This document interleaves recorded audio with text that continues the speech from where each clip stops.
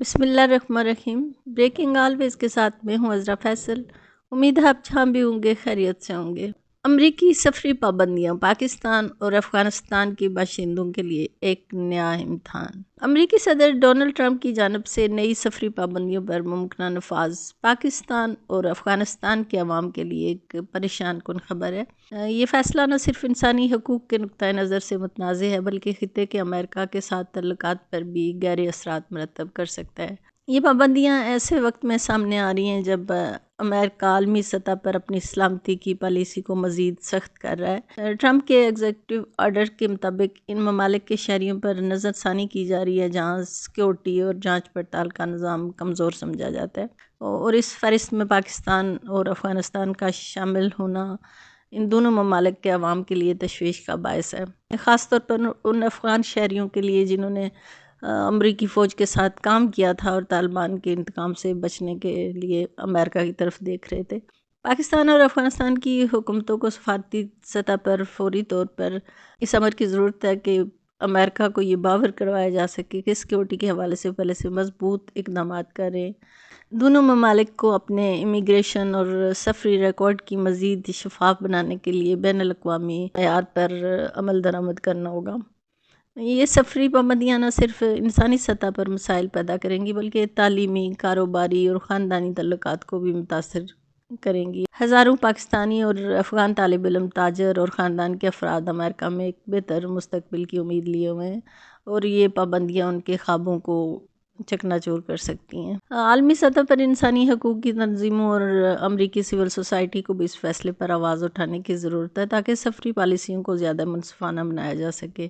یہ لمحہ پاکستان اور افغانستان کے لیے اپنے قومی مفادات کے تحفظ کے لیے ایک نئے عزم کے ساتھ آگے بڑھنے کا ہے۔ سفارتی مذاکرات اور بین الاقوامی سطح پر قانونی راستے اختیار کرتے ہوئے یہ ممکن ہے کہ ان پابندیوں کو کمزور کیا جائے اور عوام کو ان کے بنیادی حقوق سے محروم ہونے سے بچایا جائے۔ اور ناظرین، CIA کے ڈائریکٹر جان ریڈ کلف نے تصدیق کی ہے کہ امریکہ نے پاکستان کے انٹیلیجنس سربراہ کے ساتھ داعش کمانڈر جعفر کی گرفتاری کے حوالے سے معلومات شیئر کی تھی۔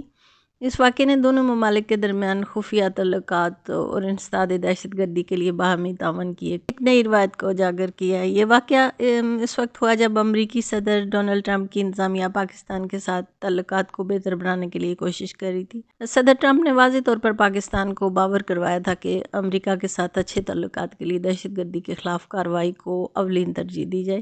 اس کا نتیجہ یہ نکلا کہ پاکستانی انٹیلیجنس نے تیزی سے کارروائی کی اور مطلوبہ دہشت گرد کو گرفتار کر لیا۔ امریکی سیکرٹری دفاع نے بھی پاکستان کی کوششوں کو سراہا اور کہا کہ یہ کامیابی امریکہ اور پاکستان کے مشترکہ کاوشوں کا نتیجہ ہے۔ ان کا کہنا تھا کہ یہ تعاون صدر ٹرمپ کے عہد میں ممکن ہوا جس نے امریکی فوجیوں کے قاتلوں کو انصاف کے کٹہرے میں لانے کا وعدہ کیا تھا۔ تاہم یہ معاملہ صرف دہشت گردی کے خلاف ایک مشترکہ فتح نہیں بلکہ عالمی سیاست کی پیچیدگیوں کو بھی ظاہر کرتا ہے۔ جو بائیڈن انتظامیہ کی افغانستان سے غیر منظم انخلا پالیسی پر تنقید کرتے ہوئے ٹرمپ کیمپ نے کہا ہے کہ ان کی حکومت کبھی امریکیوں کے قاتلوں کو معاف نہیں کرے گی۔ کابل دھماکوں کے بعد طالبان کے ہاتھ اربوں ڈالر کا اسلحہ لگنا اور کسی امریکی فوجی افسر کا ذمہ دار نہ ٹھہرایا جانا امریکی سیاست میں ایک تنازع رہا ہے۔ پاکستان کے لیے موقع تھا کہ وہ بین الاقوامی سطح پر اپنے تاثر کو بہتر بنائے۔ پاکستانی فوج اور انٹیلیجنس ادارے نے بر وقت کارروائی کر کے نہ صرف دہشت گرد کو گرفتار کیا بلکہ عالمی طاقتوں کو یہ پیغام بھی دیا کہ پاکستان دہشت گردی کے خلاف لڑائی میں ہمیشہ سے سنجیدہ رہا ہے۔ یہ واقعہ امریکہ اور پاکستان کے پیچیدہ مگر اہم تعلقات کی ایک جھلک ہے۔ دونوں ممالک کے درمیان اعتماد کی بحالی، دہشت گردی کے خلاف مشترکہ مشن اور جغرافیائی سیاست کی بہتری کے لیے ایسے اقدامات اہم ثابت ہو سکتے ہیں۔ سوال یہ ہے کہ کیا یہ تعاون برقرار رہے گا یا بدلتی عالمی سیاست کی نظر ہو جائے گا؟ یہ سب ہمیں یہ سوچنے پر مجبور کرتا ہے کہ دہشت گردی کے خلاف جنگ میں بین الاقوامی تعاون کتنا ضروری ہے اور کس طرح سیاسی تبدیلیاں میدان جنگ کے فیصلوں پر اثر انداز ہو سکتی ہیں۔ پاکستان اور امریکہ کے تعلقات میں اس واقعے کو ایک مثبت موڑ کے طور پر دیکھا جا سکتا ہے، مگر اس کے نتائج کا دار و مدار مستقبل کی سیاسی حکمت عملی پر ہوگا۔ اور ناظرین، اپوزیشن لیڈر PTI رہنما عمر ایوب نے اپنی حالیہ گفتگو میں اپوزیشن جماعتوں کے اتحاد، پیپلز پارٹی کی قیادت پر سنگین الزامات اور ملک کی انٹیلیجنس ایجنسیوں کی کارکردگی پر شدید تحفظات کا اظہار کیا ہے۔ ان کے بیانات نے سیاست میں ایک نئی بحث کو چھیڑ دیا جس میں سیاسی استحکام، آئینی بالادستی اور عوامی مسائل کے حل کے حوالے سے کئی اہم نکات سامنے آئے۔ عمر ایوب نے کہا کہ اپوزیشن کی تمام جماعتیں آئین و قانون کی بالادستی کے لیے ایک پیج پہ آ رہی ہیں۔ اور ناظرین، یہ ایک ایسے وقت میں کہا جا رہا ہے جب ملک کو مہنگائی، بے روزگاری، امن و امان کی خراب صورتحال کا سامنا ہے۔ اگر واقعی اپوزیشن جماعتیں عوامی مسائل کے حل کے لیے متحد ہو رہی ہیں تو یہ ملک کے لیے ایک پازیٹیو قدم ہو سکتا ہے۔ تاہم سوال یہ بھی ہے کہ کیا یہ اتحاد محض حکومت پر دباؤ ڈالنے کے لیے ہے یا اس کا کوئی ٹھوس عوامی ایجنڈا بھی ہے؟ عمر ایوب نے زرداری اور بلاول بھٹو پر الزام لگایا کہ وہ سندھ کے عوام کے ساتھ دھوکہ کر رہے ہیں اور صوبے کے وسائل کو ذاتی مفادات کے لیے استعمال کر رہے ہیں۔ اگر سندھ میں پانی کی قلت، بنیادی سہولتوں کی عدم فراہمی اور بڑھتی ہوئی غربت جیسے مسائل کو مد نظر رکھا جائے تو یہ الزامات عوام کے دل کی آواز لگتے ہیں۔ اگر اپوزیشن واقعی سندھ کے عوام کی بہتری کے لیے آواز اٹھا رہی ہے تو حکومت کو ان الزامات کی شفاف تحقیقات کرانی چاہیے تاکہ حقائق سامنے آئیں۔ پیکا ایکٹ پر بلاول بھٹو کی تنقید کو عمر ایوب نے مگرمچھ کے آنسو قرار دیا۔ ان کا کہنا تھا کہ یہ وہی لوگ ہیں جنہوں نے اس قانون کی سیاسی مخالفین کے خلاف استعمال کیا تھا۔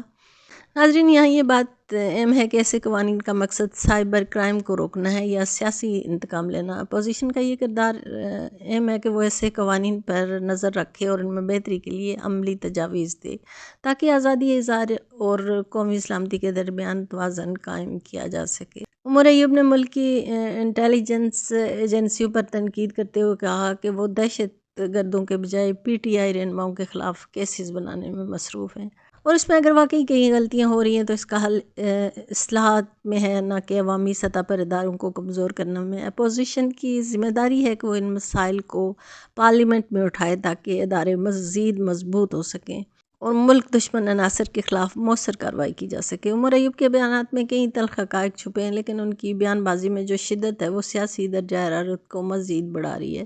اپوزیشن کا کام حکومت کی غلطیوں کی نشاندہی کرنا اور عوام کے حقوق کے لیے لڑنا ہے، لیکن یہ سب دلیل، ثبوت اور مثبت حکمت عملی کے ساتھ ہوتا ہے۔ اگر اپوزیشن واقعی عوام کے مسائل حل کرنا چاہتی ہے تو اسے صرف تنقید کے بجائے تعمیری تجاویز بھی دینی ہوں گی۔ پاکستانی عوام آج مہنگائی، بے روزگاری اور عدم تحفظ جیسے سنگین مسائل کا شکار ہے۔ ایسے میں سیاستدانوں کو چاہیے کہ وہ ذاتی لڑائیوں کے بجائے قومی مفاد کو اولین ترجیح دیں۔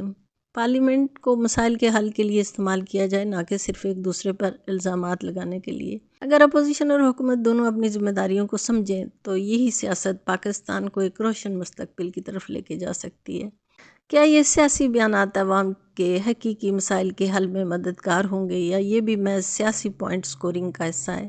یہ سوال وقت کے ساتھ واضح ہوگا، لیکن ایک بات طے ہے، عوام اب باشعور ہو چکے ہیں اور وہ ان سیاستدانوں کو ہی ووٹ دیں گے جو ان کے حقیقی مسائل کے لیے دیانتداری سے کام کریں گے۔